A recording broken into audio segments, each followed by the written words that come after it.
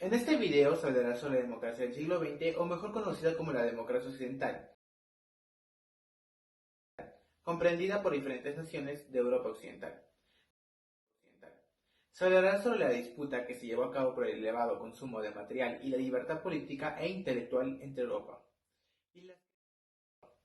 y las creencias relativas que no eran idénticas, es decir, Europa Occidental estaba dividida entre dos regímenes, el régimen capitalista y el régimen socialista. ¿Cómo se dio la democracia entre 1920 y 1930?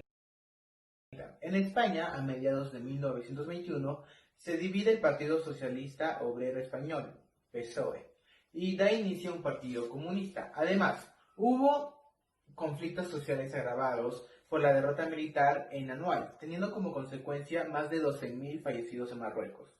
En 1923, el general Primo de Rivera inicia su dictadura a causa de un golpe de Estado. Después de esto, pensadores como Ortega protestaron por la participación de los ciudadanos en asuntos públicos, proponiendo un Estado autónomo dividido en regiones. En marzo de 1929 se inició la protesta de universidades contra el mandato de Rivera,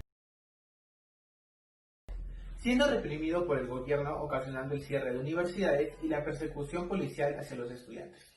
Mientras que en Alemania se da la República de Weimar, queriendo ser un Estado democrático, pero en esta época hubo inestabilidad social y económica debido al fracaso de la Primera Guerra Mundial y el descontento de la sociedad con el Tratado de Versalles, la cual Alemania cedía sus territorios y pagaba una indemnización a los países triunfadores, además de los continuos golpes de Estado que ocurrieron en este país. España, en 1930, se da el Pacto de San Sebastián, con el fin de obtener un gobierno republicano. En 1931 se da la Segunda República Española, con Niceto Alcalá Zamora de presidente. En 1932 se produce la disolución de la agrupación al servicio de la República, con la conclusión de cumplir el impulso de la República. Pero también se dan huelgas y disturbios callejeros por el descontento de obreros y campesinos por la inestabilidad del régimen republicano. En 1933 toma el poder el Partido Centrista Radical al mando de Gil Roble, ocasionando que en 1934, entre la SEDA, Conferencia Española de Derechas Autónomas, donde se da la paralización de diversas políticas, iniciadas por el gobierno antecesor, como la reforma agraria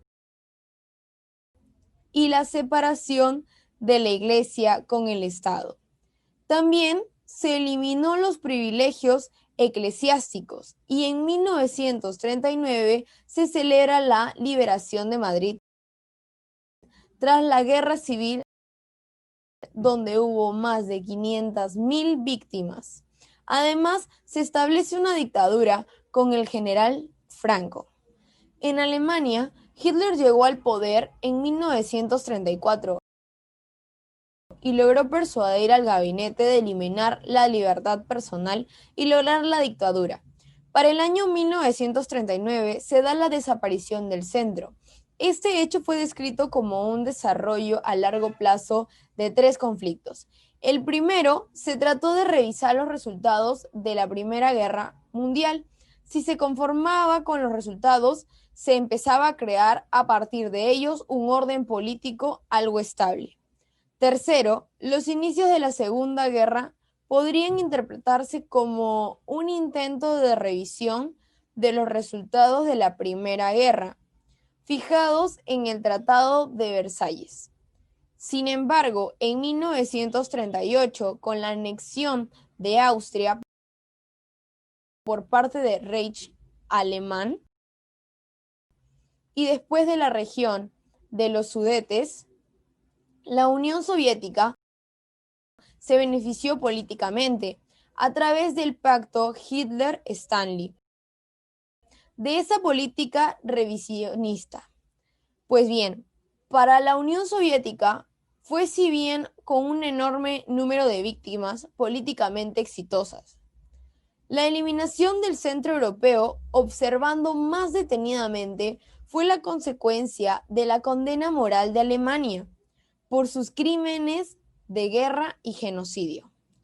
Tanto la República Federal Alemana y la República Demócrata Alemana evitaron durante muchos años confrontarse con esos crímenes.